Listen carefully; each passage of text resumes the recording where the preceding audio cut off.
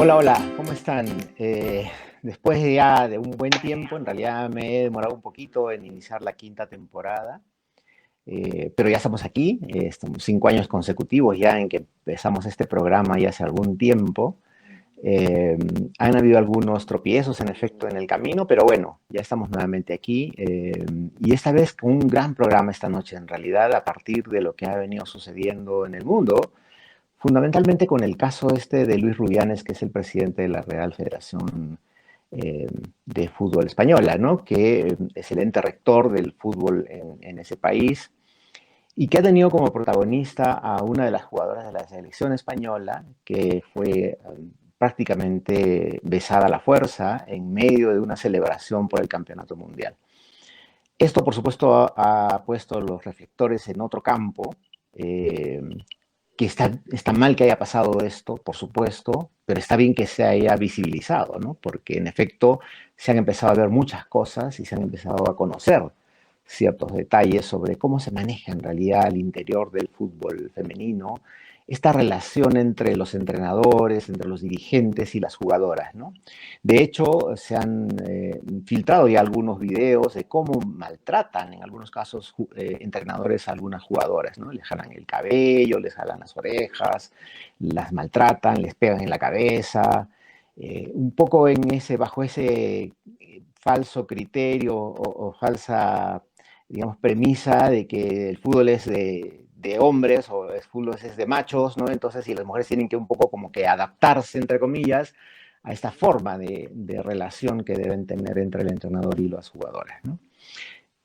Polémico, por supuesto, hay que visibilizarlo, me parece muy interesante que esto haya pasado. Y yo he invitado esta noche a la abogada y además comentarista deportiva Andrea Herrera Rivera, quien además es asesora legal del Consejo Regional del Gobierno Regional de Arequipa, pero además es comentarista en el programa digital Hablando Fútbol.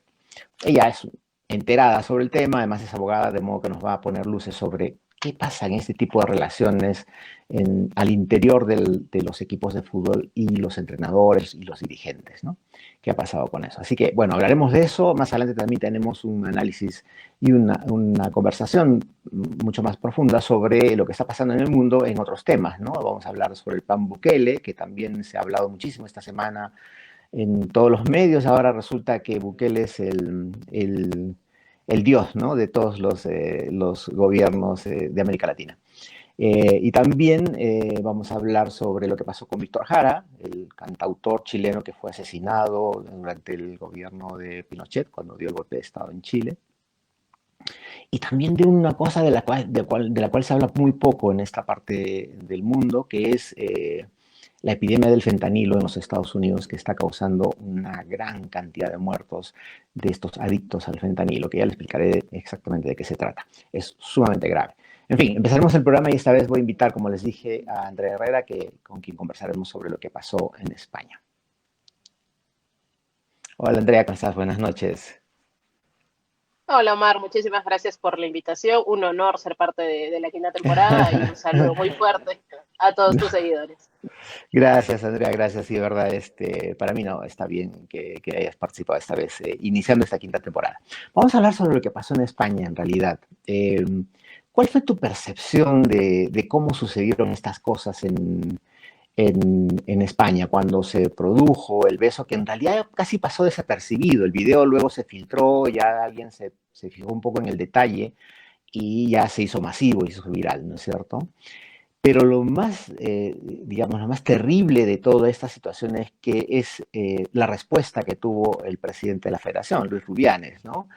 Que minimizó el hecho, dijo que no, que bueno, era una tontería, que en realidad era parte de la euforia y que no pasaba nada, en realidad estaba empoderado, pero la ola fue creciendo, ya la indignación fue mayor, algunas instituciones y sobre todo personas y jugadores empezaron a manifestar sobre este asunto, pero lo más grave sucedió cuando hubo esta reunión en el auditorio y él dijo que no iba a dimitir, ¿no? Simplemente dijo, no me voy, no pasa nada, y además sus pares, por supuesto, estaban aplaudiendo, ¿no? Es decir, las 5 mujeres que forman parte de este comité, que son las únicas, por supuesto se quedaron heladas. Algunos hombres también no aplaudieron, pero la mayoría lo aplaudió, es decir, le daban su respaldo.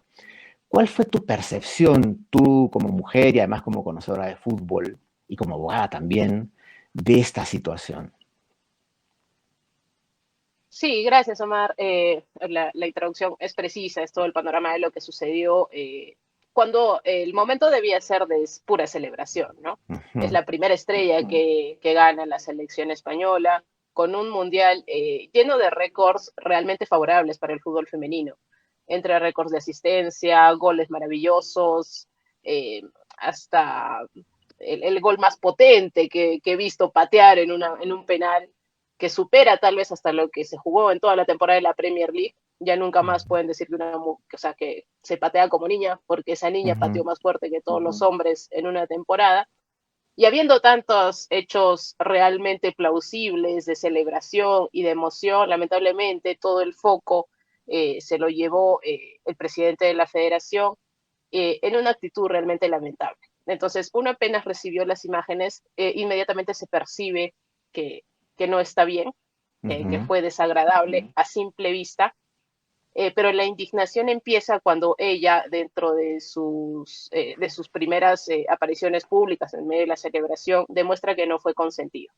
ujú, Ese es el hecho determinante por el cual se genera una ola de indignación a nivel global, en realidad, porque resalta un hecho que creo que es lo importante a destacar en esta circunstancia, que no es un acto aislado. ujú. Muchas personas, el mismo Rubiales, intenta minimizarlo al mencionar que fue solo un piquito o fue la euforia del momento. Pero todas las mujeres que nos desenvolvemos en este ambiente del fútbol reconocemos como un acto machista más de los cuales se viven todos los días, de los cuales no hay consecuencias y de los cuales somos víctimas, tanto los que trabajamos en este entorno de manera indirecta como las mismas futbolistas. Entonces, esto es lo que ha generado mayormente la indignación, la preocupación, que venga de una persona con un rango tan alto, Ujú, eh, un acto así de violento, porque no es llamarle un piquito. Cualquier acto que no implique consentimiento es violencia, es abuso. No se le puede llamar de otra forma, no tiene otro nombre.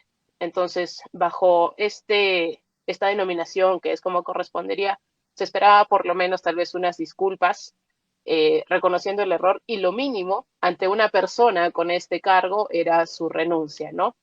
Y ujú. el hecho, como bien mencionas, de que precisamente saliera a justificarse, y es más, a victimizarse, ¿no? Que es también Ujú, una cultura, es una actitud muy propia de un hombre en una cultura machista, machista. de victimizarse, ¿no? De creer que hay un cargamontón contra él y trasladar toda la responsabilidad de la jugadora. Y más aún que ella sea la que tenga que salir a desmentir lo que hemos visto en imágenes, ¿no? Que es lo más Cierto. lamentable.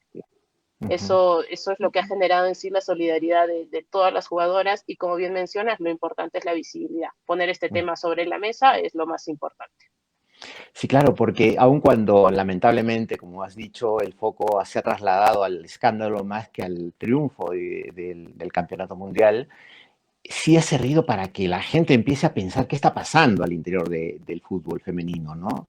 Y claro, a Rubiales nunca se puso a pensar qué estaba sintiendo ella, ¿no? La jugadora, es decir, simplemente no le importó.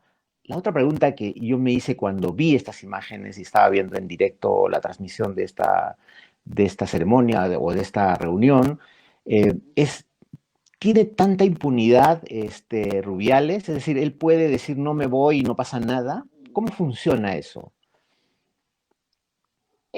Bien, habría que evaluar también el panorama de cómo es la situación en España. Y creo que eso es lo que más ha encendido los reflectores, Ujú, porque se entiende que es una eh, cultura más progresista, ¿no? ujú, Mucho más avanzada de lo que se puede encontrar aquí en Latinoamérica. Y que el rechazo haya sido tal desde esta parte del planeta, es un poco lo que ha encendido las alarmas para que la FIFA aplique por lo menos una suspensión temporal mientras duran las investigaciones. Ese es un avance por parte de un ente rector por sobre la Federación Española, pero lamentablemente como en todo el ambiente futbolístico, hay intereses económicos ujú, detrás Y eso es lo que genera un poco de impunidad, aparte de ser un espacio de hombres. Ujú, Lamentablemente no es el primer ni el último caso en el cual se va a tratar el tema de una denuncia de un abuso sexual hacia una jugadora. Por ejemplo, en el mismo Mundial también hubo una denuncia por hechos ya conocidos por el entrenador de Zambia, ujú. el cual los hechos tal vez son muchísimo más graves, ¿no? Denuncias de las propias jugadoras de que si no aceptaban tener relaciones sexuales con él, Cierto. no eran consideradas en el equipo. Entonces, lamentablemente, estas personas no son conscientes de la relación de poder y las personas externas tampoco reconocen eso como una relación de poder. Es como el empleador-trabajador. Esas circunstancias no se deben permitir, no se deben pasar por agua tibia. Y lamentablemente ha terminado el Mundial y hay algún avance respecto a lo que sucedió con Zambia, que tal vez es un hecho Ujú. aún más grave y no se conoce, ¿no? Entonces, hay esa percepción de impunidad, pero creo que lo más resaltante en esta situación es la repercusión mundial. Hay respaldo de la renuncia de las jugadoras de la selección española, Así es. respaldo de las mismas subcampeonas de la selección de Inglaterra y respaldo de todas las federaciones, porque durante toda esta semana se veía un nuevo pronunciamiento de una nueva federación de fútbol femenino o de las propias jugadoras, porque todas son conscientes que todas han vivido una situación similar Ujú. o cercana en algún momento. Entonces, eso es lo que debería marcar un precedente, en este caso de Jenny Hermoso, y también con la posición de ella, ¿no? Tener que salir a simplemente mencionar que no fui respetada como Ujú. campeona del mundo y como ser humano, es lo que debería encender las alarmas y poner pues más atención sobre este tema. Y no que, tal como él lo señala, que se victimiza o que al haber Ujú. sido la mejor gestión de la Federación Española de Fútbol, no justifica en absoluto. Y más aún la sinvergüenzura, ¿no? De una persona con ese cargo, con esas funciones, con ese nivel de responsabilidad, que no pueda ser consciente de lo que acaba de eh, generar, ¿no? Sí, claro. Ahora, ¿cuál es la solución? Es decir, ¿los hombres no deberían entrenar equipos de mujeres? ¿Las mujeres debería haber entrenadoras mujeres solamente para el caso del fútbol femenino? ¿O no debería pasar eso? En realidad es todo un tema cultural. Se debe entender que no es un rechazo a los hombres per se, Ujú, sino a las actitudes machistas que hay en este entorno. Entonces, el fútbol el femenino en general está en crecimiento, pero si se toma con seriedad cada una de estas denuncias, con las sanciones que corresponden, se va eliminando el tema. Ahora, lo que sucede en este caso, por ejemplo, de Jenny Hermoso, es que mucho se enfoca en la situación post acto, ¿no? Y ujú. mucho debe ser un trabajo preventivo. Claro. Entonces, mucho de capacitación, de enseñanza a los entornos futbolísticos, eh, que se ve replicado con los medios de comunicación, ¿no? Hasta el mensaje que transmiten de las Ujú, jugadoras y todo parte desde la misma profesionalización de ellas. Por ejemplo, en el ámbito peruano, son jugadoras amateurs, en algunos ujú. casos que ni siquiera les facilitan agua, hidratantes, pasajes. Es muy lamentable que también ocurran estas circunstancias, ¿no? Porque engloba todo. Si no hay respeto Ujú, por la jugadora, por su trabajo en sí, menos aún se toma importancia que ellas denuncien un acto de violencia. Y con ujú, esta sensación de impunidad, pues menos jugadoras denuncian. En cambio, si es que se aplican las sanciones correspondientes, si es que hay un debido procedimiento, tal vez por un ente independiente, eh, más jugadoras se atreven a denunciar, a sentirse seguras en estas circunstancias, porque esto es algo que se va a repetir. Mañana va a haber ujú. otro Rubiales. Sí, sin O duda, mañana, sin duda. mañana se va a olvidar lo que pasa con él, o tendrá otro amigote que le ofrecerá algún gran cargo en otro lado, y ahí queda. El punto es que situaciones así no se repitan. Claro, pero la sensación que tenemos cuando pasan este tipo de cosas es que hay cierto un halo de impunidad en torno a esto cuando se tratan de altos dirigentes que tienen como respaldo a la FIFA. ¿Cómo funciona eso? Es decir, la FIFA es un ente independiente, digamos, supramundial que es intocable, que tiene sus propias normas. ¿Cómo funciona eso? Es verdad, porque todos los que conocemos cualquier procedimiento que hay ante la FIFA sabemos que tiene sus propios estatutos, sus propios reglamentos, y además se conoce eh, todos los arreglos que ha habido debajo de la mesa por hechos históricos, o sea, que no son de hace 5 o 10 años, sino muchísimas gestiones antes, en las cuales, como te mencionaba al inicio, eh, hay muchos intereses económicos detrás. Entonces, Ujú, contra el poder y contra el poder económico es una lucha muy difícil. Pese a eso, la FIFA ha implementado, sí, un procedimiento para este tipo de denuncias con una gerencia, una división específica para evaluar este tipo de temas, pero la percepción también que se tiene es que actúa como juez y parte, porque ellos ujú, mismos deciden y si no hay una correcta capacitación al respecto sobre derechos de las mujeres, por ejemplo, que ella misma tenga que salir a dar una declaración sobre lo evidente, es ya una muestra de que poco o nada pesa lo que hay en imágenes. Imagina cómo ujú. son los casos en los cuales no hay un registro ni de foto ni algo similar. El testimonio de la víctima es mucho menos valorado. Ujú. Entonces, si se cumplen procedimientos establecidos con estándares internacionales, ¿no? Porque la misma declaración de Belén do Pará es para, por ejemplo, el ámbito americano, eh, la Convención sobre los Derechos de las Mujeres, que establece muchos rangos en los cuales se aplica una perspectiva diferente en la protección de derechos de la mujer. Y Ujú. no negar tampoco lo evidente de cuántos antecedentes hay de violencia contra la mujer, los cuales son, los números son aplastantes, ¿no? Lamentablemente. Sí, es verdad.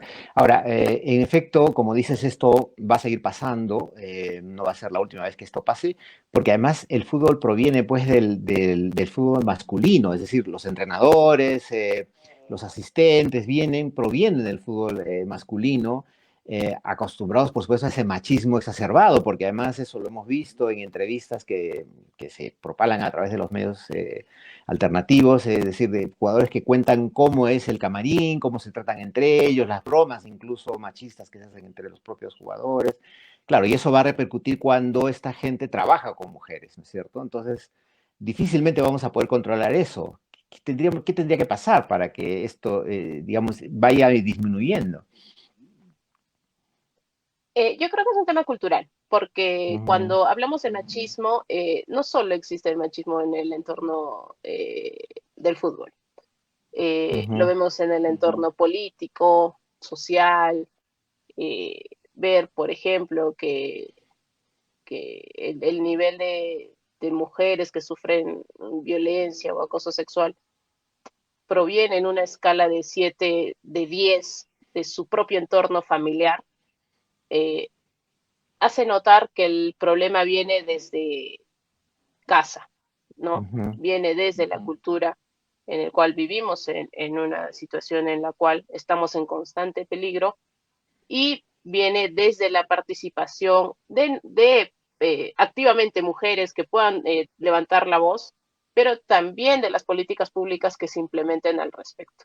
Entonces, esto ujú, se genera una réplica en muchos ambientes.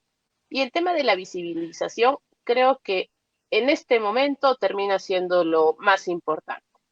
ujú. El Mundial Femenino ha batido récords de audiencia, tanto de Cierto. asistencia como de audiencia, y esto ha permitido hablar de este tema y que mucha gente que tal vez no conocía o tal vez recién escucha la palabra del consentimiento pueda entender un poco más y eso se replica a otras personas. Y lo mismo, por ejemplo, sucede en el entorno local, ¿no? La Ujú, liga femenina, pese a ser amateur, ya se está transmitiendo por televisión. cierto. Entonces, simplemente la visibilidad de esos actos puede marcar una gran diferencia para... Es un proceso, no se va a solucionar de la noche a la mañana, pero así como se empiezan a romper techos de cristal con mujeres en política, que es el otro ámbito donde yo me desenvuelvo y que puedo conocer muy bien cómo Ujú, también el machismo puede eh, ser muy duro, muy determinante en estos ambientes, así se avanza, ¿no? Es levantar la voz, es mantenerse firme y esta solidaridad, este apoyo, esta visibilización entre nosotras es lo que puede marcar una diferencia en un futuro. sí, es verdad. No, además el fútbol femenino ha avanzado a pasos agigantados, ¿sabes? En realidad no ha pasado mucho tiempo para que ya se sitúe en una en una posición bastante interesante en el fútbol en general. Hay un tema que me gustaría conversar contigo también y que me llamó la atención. La repercusión a nivel de la prensa deportiva en el Perú no ha sido lo que se esperaba. Es decir, sí ha circulado, por supuesto, videos virales de lo que pasó en España, en fin, algunos interesados lo han podido ver y comentar, pero los programas deportivos, todos conocidos, por supuesto, ni siquiera han mencionado la cosa, ¿no? Algunos nunca mencionaron nada y otros lo pasaron así, ya hicieron un comentario muy rapidito y como diciendo, ya bueno, eso se verá en otras instancias, ¿no? ¿Por qué se ponen de perfil los colegas en Lima? Es un tema un poco de referentes. Ujú, Los referentes que conocemos, tal vez del periodismo deportivo clásico, ya han tenido, o sea, pésimos episodios por comentarios lamentablemente machistas, de ujú, mencionar ujú, que la violencia familiar es un problema doméstico, que lo deben solucionar las mujeres en la casa. Entonces, lamentablemente, ese tipo de periodistas aún está muy posicionado en el ámbito de mayor alcance, que es ujú, señal abierta, ujú, pero considero que un gran avance es el tema de las periodistas deportivas mujeres. ujú, Y ujú. ellas en sus redes sociales, que a la vez tienen mayor alcance, sí se han pronunciado al respecto. Cierto, cierto. Entonces, eso termina siendo una cadena, porque como mencionaba también Marta durante el Mundial, la goleadora Ujú, histórica de todos los mundiales en realidad, de ujú, la selección de Brasil, ella entre lágrimas mencionaba cómo ha avanzado hace unos años atrás, que ella no tenía un referente de fútbol femenino, ella no ujú, imaginaba a quién podía seguir, quién podía ser su ejemplo a seguir. Y ahora muchas niñas se le acercan a decir que quieren ser como ella. Y ella nota también que antes no accedía la prensa a este tipo de eventos y periodistas deportivas mujeres. ujú, Entonces, es un efecto en cadena, ¿no? Entonces, eso permite mayor visibilidad a la futbolista como un referente, como un ídolo. Eso también le abre las puertas a que más mujeres se desenvuelvan en este ambiente periodístico y que se genere mayor repercusión. Se está ujú. avanzando, yo sí he visto alguno que otro programa, le dedico unos minutos, pero creo que ya es un avance Sí, en sí, sí. comparación con otros. Eso es algo que hay que aplaudir. Las mismas jugadoras de Alianza Lima que jugaron este fin de Ujú. semana la primera final de Se la liga pusieron un salieron con brazalete, sus ¿no? brazaletes. Cierto. Exacto. Eso es ser, tomar conciencia de la repercusión de cómo uno como jugador puede ser ante otras personas, Ya, ¿no? Y pero no tal lo vez si hicieron tienen un público masculino. pero no lo hicieron los demás equipos, ¿no? O sea, es decir, fueron cosas aisladas, a eso me refiero, igual que la prensa, es decir, algunos mencionaron muy rápidamente y otros, no.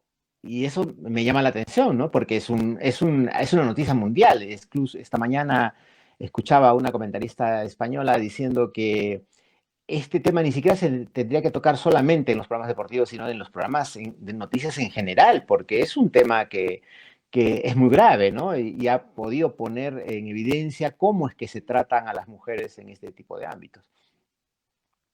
Sí, hasta también es un tema de valentía, pero también cuando hay mayor solidaridad, porque Ujú, se sabe bien que en este ambiente, siendo el público masculino y mayormente machista, me ha tocado pasarlo a mí, en el cual es una exagerada, ujú, no es muy agradable, ¿no? Porque una mujer cuando ingresa a este ámbito es divertido, eres la cara bonita por un tiempo, pero cuando empiezas a tocar temas que les incomodan, tú también comienzas a incomodar. Entonces es ujú. algo con lo que hay que luchar, pero es un proceso. En esta circunstancia habrán hablado pocos medios. Se espera que lamentablemente no se repita, pero en una circunstancia similar sean más. Es un tema de avanzar, poco a Sí, poco, pero ir avanzando. es verdad. Tengo una pregunta que ha puesto una de las que está viendo el programa, Meli, que está en los Estados Unidos. Ella dice que según los últimos videos, se ve a la jugadora no afectada de lo que le pasó al seguir celebrando el piquito y hacer broma de ello con las demás jugadoras. Entonces, al parecer, ya no se sintió afectada, ya que ella no lo denunció y fue algunos otros que hicieron notar que ese piquito no estuvo bien. He escuchado ese argumento también en otros ámbitos. Yo tengo mi opinión, pero ¿qué te parece lo que dice la pregunta que hace Meli? Sí, yo también leí por ahí en un medio que hace noticias irónicas de decir que también estaba usando un pantalón corto, tal vez ella Ujú. estaba provocando. Entonces, no, es parte, es parte de la justificación machista, porque pobre de ti que sonrías, ¿no? O Ujú. sea, pobre de ti que después de un acto así tengas la fuerza de levantar la voz o de sonreír o de seguir con tu vida. Si es que no te ves afectada, tal vez no fue tan grave. Ujú. Entonces, es la percepción que se tiene o es parte de repetir es un discurso que minimiza el sentimiento de la mujer, al Ujú. igual que cuando Ujú. no denuncian, ¿no? Porque como este, hay muchos otros actos en los cuales las mujeres no denuncian, pero es precisamente por esto, por todo Ujú. esto que sucede. Estamos siendo testigos de cómo el cargamontón va contra la víctima, cómo la revictimizan, cómo la Ujú. ponen en foco público como la culpable, la responsabilizan. Es más, hasta le trasladan toda la responsabilidad de lo que pueda suceder con la Federación Española de Fútbol. Por eso no Sí. denunciamos. Por eso es tan difícil hacerlo. Y más aún, y mira que estamos hablando de España. La situación acá es mucho más complicada, en la cual, Ujú. en efecto, te revictimizan, las autoridades te maltratan, no te creen. Para muchas es mucho más fácil quedarse calladas. Sí, Y pues. precisamente lo que sucede en circunstancias así es lo que enseña a contagiar un poco de esta fuerza y como en este caso de que basta ya, se acabó, es un mensaje que se tiene que transmitir, de poder apoyarnos entre nosotras y también hacer un llamado a las autoridades correspondientes ante estas denuncias, actuar como corresponde. Y no por eso, o sea, ella tiene que verse afectada en su celebración. Es una campeona del mundo, merece esto y muchísimas mejores cosas, ¿no? Ujú. Sí, además, en efecto, cuando una mujer sufre un tipo de acoso o de abuso, es un proceso en realidad que tiene que asumir, de enfrentar, de saber si tiene que enfrentar la vergüenza, el señalamiento de la sociedad y el hecho también de lo que acabas de comentar, que los hombres en realidad para justificarse trasladan la responsabilidad a la mujer, ¿no es cierto? Y entonces no es tan sencillo como decir por qué no fue a denunciar inmediatamente, o sea, que tendría que haber dejado la medalla, meterle una cachetada y decir, oye, no me toques. Es decir, también hay circunstancias en las cuales la mujer se ve afectada por ese tipo de cosas, ¿no? Estoy totalmente de acuerdo con lo que estás diciendo. En fin, ya para ir cerrando, Andrea, no puedo dejar de preguntarte sobre Melgar, pero antes hay una pregunta de Vicente que dice, ¿qué opinas de Melgar femenino y su respetable campaña en la Liga 1 femenina? Muchas gracias, Vicente. Yo creo que ha sido una excelente campaña y eso es lo más importante de aplaudir. Melgar apostó por un equipo femenino, le ha hecho todo el apoyo que corresponde, tanto económica como profesionalmente como club, pero yo quiero destacar el esfuerzo de ellas. Ujú. El año pasado salir campeones de la Copa Perú y este año mantener la categoría, quedaron muy poco, Ujú. muy cerca de disputar tal vez los playoffs del campeonato, pero lo importante es que es de los equipos más jóvenes del torneo, casi todas estudian y trabajan y con ese gran reto que implica dedicarse a esos dos aspectos, eh, ser tan jóvenes y, haber dejado en alto finalmente el nombre de Melgar, mantener la categoría y generar muy buena expectativa de lo que pueda ser el próximo año, es lo más meritorio. Se ha visto un crecimiento total en ellas y por parte del club también el respaldo en lo profesional y en lo económico. Entonces, Sí, así es como debería manejarse los clubes que deben apostar por el fútbol femenino, ¿no? sí, es verdad. Bueno, yo tengo una sobrina en Melgar, Alba Soto, que además ha sido llamada a la preselección nacional. Y ella está todavía en el colegio, tiene apenas 16 años. Sí, Tiene sí, 14 años, creo, 14 14, años creo, sí. Bueno, en fin, es verdad. ya, eso es un cherry aparte. Ya, y bueno, ¿y qué pasa con el equipo profesional? Es decir, ¿qué pasa con Melgar? Está soso en realidad, ¿no? Es decir, el entrenador se tiene que ir, o sea, es decir, el último partido, la verdad es que fue lamentable. ¿Qué va a pasar? ¿Qué crees que va a pasar en Melgar? ¿O qué debería pasar en Melgar? Bien, sí, es complicado hablar de Melgar en estas circunstancias porque un poco que nos ha acostumbrado, como bien decía Bernardo Cuesta en la última conferencia de prensa, se ha mal acostumbrado el hincha, pidió que no lo tomemos a mal, pero en efecto se ha mal acostumbrado a ver a Melgar jugando arriba, peleando, Ujú. el campeonato y está bien. Los hinchas tienen que exigir eso porque se está haciendo una apuesta deportiva y económica para eso. Si uno Ujú. ve, el equipo es el mismo que el año pasado logró una campaña Mm. histórica en Copa Sudamericana, Ya, claro. llega a disputar la final, entonces se tiene la percepción de que este año debería ocurrir lo mismo. Ahora, en este momento del año nos están pesando los puntos que se perdieron al inicio. Lamentablemente han sido partidos que terminan siendo determinantes en este momento en el acumulado. Y el hecho de estar jugando, de encontrar, de trasladar la idea que quiere Mariano Soso al equipo, pero a costa de no anotar goles y finalmente los partidos se ganan con goles. Eso es Ujú. lo que está costando muchísimo y preocupa también la circunstancia de no ser fuertes en Arequipa. Cuando equipos como Arequipa, como los del Cusco, como Binacional en Puno, se supone su fortaleza es la localía.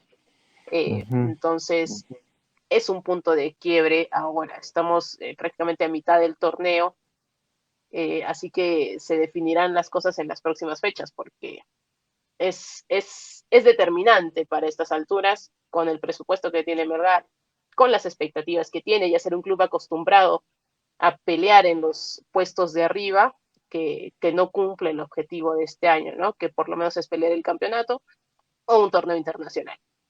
Ujú. Bueno, y esto es un chisme final. ¿A quién se le ocurrió traer a Beto da Silva? Eso tendremos que averiguar, ¿no?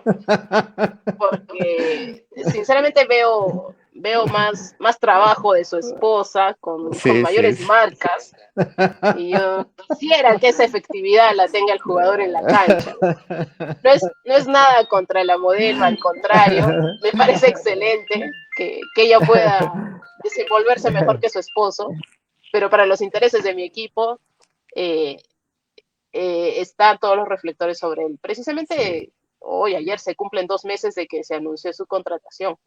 Entonces, la gran diferencia con Pablo Lavandeira de no, llegar claro. ya, estar con 5 goles, 3 asistencias, una aclimatación perfecta al equipo, la diferencia es notoria. Así que Sí. con el paso del tiempo tienen que salir a hablar los responsables. Sí, mira, un último comentario. Dice, en Estados Unidos también, dice Meli, los niños que aquí juegan fútbol mixto, su niño juega con niñas y así saben si conocen el mismo esfuerzo igual en la cancha. Dice, creo que es una buena idea para mover. Sí, pues posible, ¿no? Sí, me llama. Sí, aquí también. Aquí también hay muchos equipos que incluyen a jugadoras mujeres, precisamente porque no tienen una división exclusiva. Claro, porque no hay, ¿no? Eh, claro. Y, pero sí, el fútbol como tal existe igual para las mujeres, ¿no? Sí, Claro sí, es verdad. que se tenían que pelear por la cancha, pero finalmente se están logrando ganar un espacio. Sí.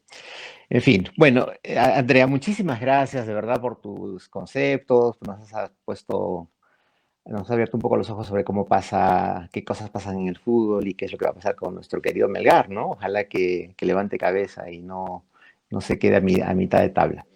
Ha sido un placer, de verdad, Andrea, conversar contigo y gracias por estar aquí esta noche.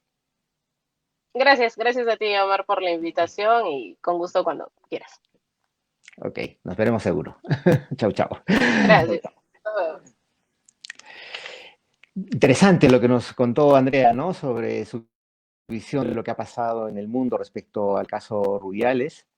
Y creo que es interesante poner el foco sobre esto, ¿no? Ahí no lo comentamos incluso fuera de cámara antes de que ingresáramos a la entrevista, que también hubo un caso en el Perú, en un equipo de Trujillo, también donde hubo una denuncia sobre acoso, que lamentablemente la federación no se ha pronunciado y prácticamente ha quedado en nada, ¿no? Es decir, cuando pasan este tipo de cosas, en realidad, pues a las mujeres las califican de exageradas, ¿no? De escandalosas, en fin, cuando en realidad es un tema muy serio sobre el cual deberían en realidad ponerse a pensar, sobre todo los hombres que manejan el fútbol en el Perú y en el mundo en general, ¿no?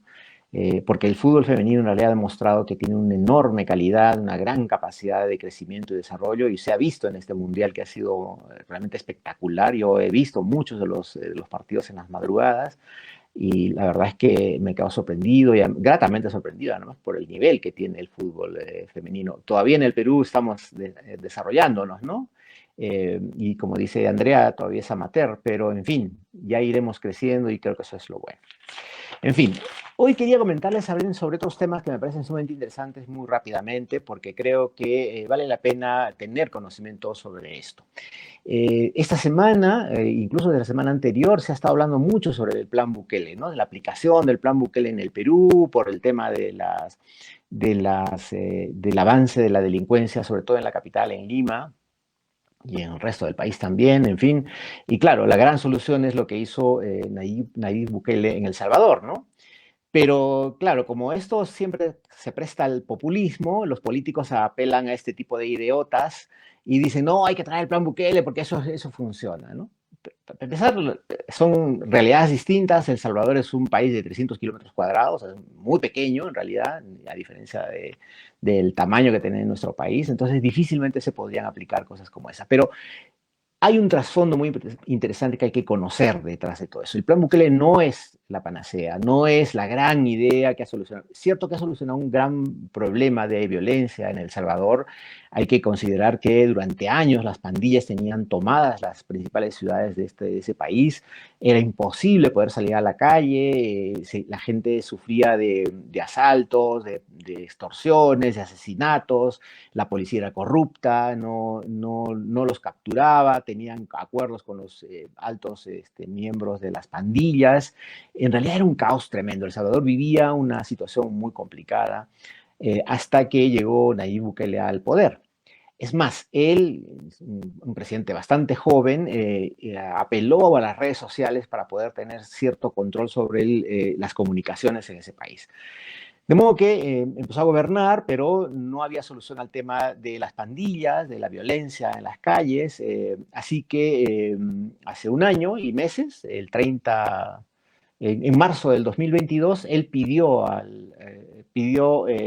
gobernar bajo un estado de excepción, ¿no? Y para eso pidió la autorización del Parlamento salvadoreño y se implantó el estado de excepción, que en realidad lo pidió solamente por 30 días inicialmente, pero después se ha ido extendiéndolo y ya lleva un año y 3 meses gobernando bajo el estado de excepción. Claro, el argumento es que, claro, necesito esta facilidad, digamos, por parte de la Fiscalía y del Poder Judicial para que la policía y el ejército pudieran tomar control de las calles y capturar a los principales cabecillas de las pandillas que gobernaban en El Salvador. Ok, hasta ahí todo bien, pero ¿qué significa el estado de excepción? Significa perder todos los derechos, es decir, pueden detenerte en la calle sin ningún problema, no te puedes reunir si no hay un permiso, es decir, se anulan todos los derechos prácticamente, pero lo más grave es que se anula el derecho a la defensa. Es decir, si te captura la policía o el ejército en la calle y dice que tú, porque tienes un tatuaje, eres parte de una pandilla y te meten a la cárcel, nadie puede defenderte. Nadie. No tienes derecho a la defensa. Y eso es sumamente grave porque eso es violar los derechos humanos. Podemos estar en acuerdo o en desacuerdo con cómo se manejan este tipo de programas contra la violencia, pero se deben respetar los derechos humanos. Y eso es algo que es innegociable. No se puede negociar con eso. Porque si no, entonces viviríamos en la ley de la selva. Y eso es lo que podría estar pasando. No se olviden que Nayib Bukele puso en sus redes sociales que él se consideraba el dictador más cool del mundo. Y ya vemos lo que está pasando. Inicialmente también hablaba de que sí, en El Salvador no se puede uno reelegir, el presidente no se puede reelegir, y ahora ya quiere reelegirse. Y es más, tiene el 90% de la aprobación en su gestión de la población. Tiene una alta aprobación, tiene más que el Papa, en realidad. Pero bueno, manejar el país bajo ese estado de excepción ha significado, por lo menos según cifras del propio gobierno, más de 71.000 personas detenidas. 71.000, sin citar ninguna fuente. Ellos dicen que ese es el número y punto. Nayib Bukele no da entrevistas a la prensa, denosta de la prensa, por supuesto, solamente sus canales aliados, tiene un ejército de jovencitos que manejan las redes sociales, publican alrededor de 100 videos en favor de Nayib Bukele, es decir, tiene toda una maquinaria que lo respalda y lo ha hecho popular. Porque claro, la gente que vivía atemorizada, que no podía salir a las calles, que vivía digamos, a merced de la violencia de las pandillas, ahora se siente feliz, dice, me ha solucionado el problema, este es el presidente que necesitábamos, ¿no? Pero ¿qué está pasando con la democracia? La democracia está fallando en realidad, ¿no? Es decir, si la democracia no funciona bajo los cánones establecidos, entonces llegan este tipo de personajes que quieren implantar, digamos, una dictadura o una autocracia, ¿no? Que es lo peor. Eh, pero bajo este régimen de estado de excepción se están dando desapariciones forzadas, ¿no? Ya se han detectado un gran número de desapariciones forzadas de gente inocente. La Fundación para el Debido Proceso ha elaborado un informe muy amplio que ha sido presentado incluso a las Naciones Unidas sobre lo que está pasando en El Salvador. Y ellos han establecido que hay tres modalidades que está ejerciendo el ejército salvadoreño para controlar este tema de la violencia, ¿no? Y estos tres casos son, por ejemplo, la detención que se hace en un lugar público con testigos, y cuando van los familiares a averiguar dónde está el detenido, no le dan ninguna información, nada, simplemente no le dan nada. El familiar, que puede ser un muchacho que puede haber estado en un momento equivocado y fue detenido, simplemente se va a la cárcel o aparece muerto y no pasa nada. La otra modalidad es que lo detienen en efecto en la calle y cuando los familiares van a buscar le dan algún dato diciéndole sí, puede estar en tal o cual cárcel, ¿no? Pero nada cierto. Es decir, siempre este nivel de impunidad. Y el tercero es que lo detienen en la calle, le dan información al familiar, le dicen sí, está en tal lugar, ahí está confirmado, no le permiten las visitas y después aparece muerto y enterrado en una fosa común. Este tipo de excesos se dan, por supuesto, bajo regímenes de estas descripciones, en realidad, porque no hay control, no hay derechos humanos, se hacen juicios masivos, ¿no? Por supuesto, el Poder Judicial y la Fiscalía no se pueden dar el lujo de denunciar uno por uno y hacerles un juicio como debería, como corresponde, en realidad, en cualquier sociedad de avanzada. No, acá se hacen juicios masivos, juzgan a 50, 60 pandilleros o personas que han sido detenidas, sean o no pandilleros, y los meten a la cárcel, ¿no? Entonces se están violando sistemáticamente los derechos humanos en El Salvador y eso no se puede implantar en el resto de países simplemente bajo el paraguas de que si fue exitoso allí, pues entonces también puede funcionar aquí.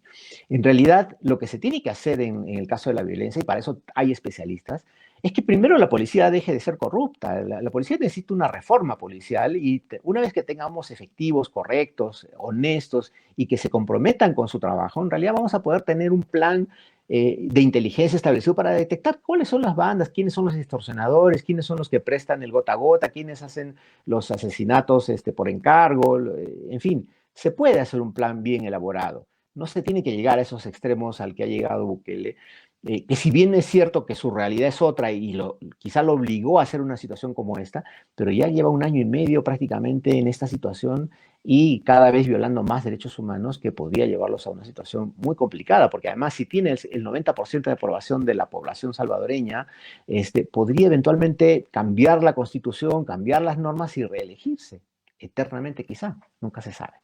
En fin. El otro tema que quería comentarles es la crisis del fentanilo en los Estados Unidos. Es un tema del cual se ha hablado muy poco, casi nada, en el resto de América Latina, pero que es sumamente grave.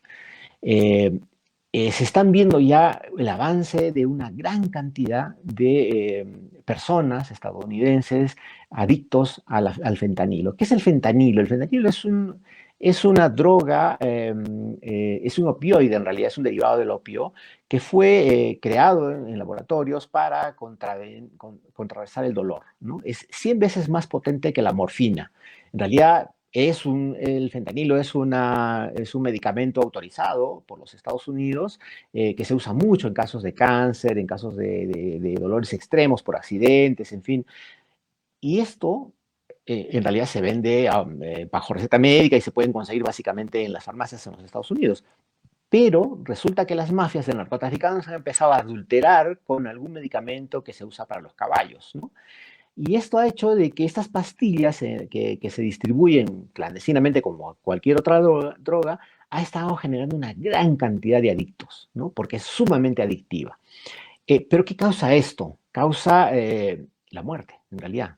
Según estadísticas que ya se han revelado en el año pasado, en el 2021, perdón, que son las últimas estadísticas oficiales, se han detectado más de 100.000 muertos por el fentanilo, ¿no? Es decir, y le llaman también la droga zombie, porque quienes lo consumen se convierten prácticamente en zombies. Personas les anula el sistema nervioso central y prácticamente se quedan como paralizados en medio de la calle, tirados en diferentes lugares, no responden, se les generan heridas que luego se les agusanan. En realidad es un panorama terrible. Lo que se está viendo en las calles de San Diego y también en Filadelfia y también en San Francisco ya es de un nivel de pandemia.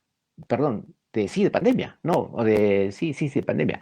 En realidad, porque ya no se puede controlar. Es más, el presidente Biden ha salido a decir de que en realidad tienen que haber una campaña para frenar el tema del narcotráfico en este nivel del fentanilo, pero es difícil porque como son pastillas, las camuflan en frascos de pastillas, digamos, de otra denominación, se venden muy fácilmente, no necesitan estos ladrillos de cocaína que todos vemos que es tan difícil de pasar probablemente por los controles, de evadir a las autoridades.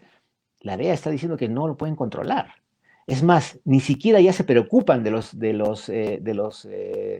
adictos que están por las calles, tirados, viviendo en carpas, muriéndose, porque la verdad es que no saben cómo controlarlo. Eh, el presidente Biden ha dicho hace unos días que en realidad va a pedir de que la DEA ponga un poco más de interés y va a destinar un presupuesto para controlar el tráfico del fentanilo, pero se hace cada vez más difícil de poder hacerlo. Y esto los ha llevado a una crisis muy grave que creo que podría eventualmente eh, extenderse a los países vecinos, ¿no? De hecho, México, la zona de Tijuana, Sinaloa, son los principales productores que utilizan insumos que vienen desde China y desde la India. Entonces, ya es un gran mercado que resulta mucho más barato de producir, pero que produce una gran cantidad de ganancias para los narcotraficantes, ¿no? Claro, como dice Meli, que vive en los Estados Unidos, dice, sí, pues es un problema que viene desde los años 2000. Le han dicho una epidemia, ¿no? De fentanil. En fin, es sumamente grave.